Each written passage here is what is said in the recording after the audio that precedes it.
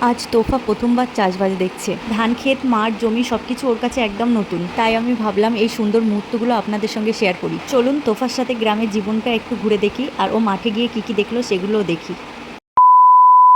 Hello everyone, কেমন আছেন সবাই?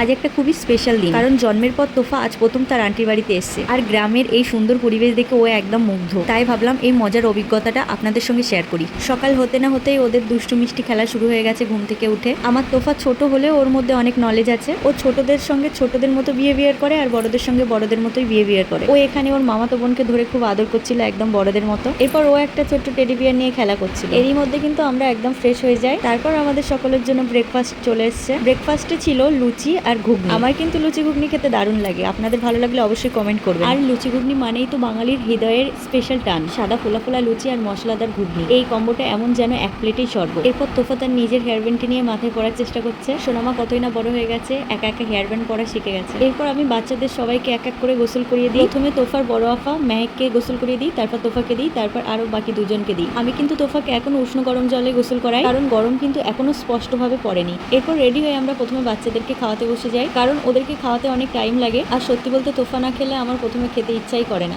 আর মেনুতে ছিল আলু দিয়ে মুরগির মাংসের ঝোল, গরুর মাংস কষা, ডাল আর চিংড়ি মাছের মালাইকারি। তোফাকে যদিও আমি এতটা ভাত নিয়েছি, কিন্তু ও কখনো এতটা খায় না। ও এই প্লেটে ভাত বাদ দিয়েছিল, ওই একই প্লেটে আমি কিন্তু খেয়ে নিয়েছিলাম পরে। এরপর ওর আন্টি হেয়ার ড্রায়ার দিয়ে চুল শুকাতে ও কিন্তু সেটা নেওয়ার চেষ্টা করছিল, তাই ওর আন্টি মজা করে ওর মাথাতে একটু দিচ্ছিল। এরপর ওরা আবারও দুষ্টুমি করা শুরু করে দিয়েছে। চার বোন একসঙ্গে হলে তো কোনো কথাই নেই। আপনারা এখন তোফার ব্যাকগ্রাউন্ডে যে গাছটি দেখছেন, এটি কিন্তু একটি কলমি শাক। এটি কিন্তু পুষ্টিগুণে ভরপুর আর সুস্বাদু সবজি। এতে ভিটামিন এ, সি আর আয়রন থাকে, যা চোখ, ত্বক আর রক্তের জন্য দারুণ। একটু মিষ্টি আর মচমচে টেক্সচারের জন্য এটি একদম পারফেক্ট। এরপর বিকাল নামায় আমাদের মূল ডেস্টিনেশন অর্থাৎ চাষের মাঠ, সেটাই দেখতে বেরিয়ে পড়লাম। সূর্যাস্তের সোনালি রোদ মাটির উপর পড়ে যেন একদম ছবি আঁকা দৃশ্য। শান্ত পরিবেশ, গুনগুন পাখির ডাক, হালকা বাতাস আর চারপাশে সবুজের সমাহার। মনের ক্লান্তি এক নিমিষে দূর হয়ে যায়। মাটির ঘ্রাণ আর মাঠের চারপাশে ছড়ানো প্রকৃতির গন্ধ বিকেলের পরিবেশকে আরো মায়াবী করে তোলে। যদিও আগে বলেছি তোফা কিন্তু এই প্রথমবার চাষবাস দেখছে, তাই ওর কাছে এটা কিন্তু নতুন আর মজার এক অভিজ্ঞতা। আপনাদের বাড়িতে ছোট বাচ্চা থাকলে আপনারা কিন্তু অবশ্যই প্রকৃতির সঙ্গে পরিচয় করাবেন। এর ফলে প্রকৃতির রং, রূপ, সবুজ ক্ষেত, নীল আকাশ, রোদ, মাটি সব দেখে রং চিনতে শিখবে। আর গরু, পাখি, পোকামাকড় দেখে মজা পাবে আর এগুলো চিনতে শিখবে। ধান, মাটি, গম এই শব্দগুলো শুনে ওর ভাষা জ্ঞান বাড়বে। এক কথায় এটা হবে মজার আর শেখার এক দারুণ